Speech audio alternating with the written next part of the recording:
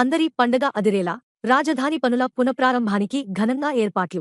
5 జిల్లాల నుంచి 2,81,000 మంది తరలింపునకు బస్సులు, ప్రైవేటు వాహనాలు. రాజధాని నిర్మాణ పనుల పునఃప్రారంభోత్సవానికి రంగం సిద్ధమైంది.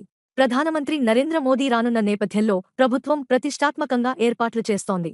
జనం రావడానికి ఆసక్తి చూపుతుండటంతో గుంటూరు, పల్నాడు, బాపట్ల, ఎన్టీఆర్, కృష్ణా జిల్లాల నుంచి 2,81,000 మందిని తరలించేందుకు యంత్రాంగం సన్నాహాలు పూర్తి చేసింది.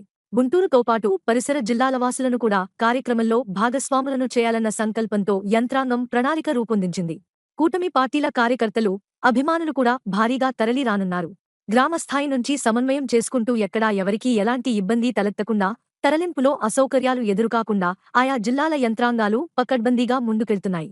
ప్రజలను సభకు తీసుకురావడం, వారికి ఆహారం, మజ్జిగ, పండ్లు అందించడం, తిరిగి ఇంటికి సురక్షితంగా వెళ్లేలా ఎక్కడికక్కడ యంత్రాంగాలు బాధ్యత తీసుకున్నాయి. కూటమి పార్టీల నుంచి గుంటూరు, పల్నాడు, బాపట్ల, కృష్ణా, ఎన్టీఆర్ జిల్లాల్లో కూటమి పక్షాలు కూడా కార్యకర్తలు, ప్రజలను తరలించేందుకు ప్రణాళిక సిద్ధం చేసుకున్నాయి. ప్రైవేటు వాహనాలను సమకూర్చుకుంటున్నారు. ఆహారం తయారీకి ప్రణాళిక. అమరావతి సభకు వచ్చేవారికి 3 పూటలా ఆహారం అందించనున్నారు. ఇందుకు అనుగుణంగా ఆయా జిల్లాల్లో స్థానికంగా క్యాటరింగ్ నిర్వాహకులకు ఆహారం తయారు చేసే బాధ్యతలు అప్పగించారు.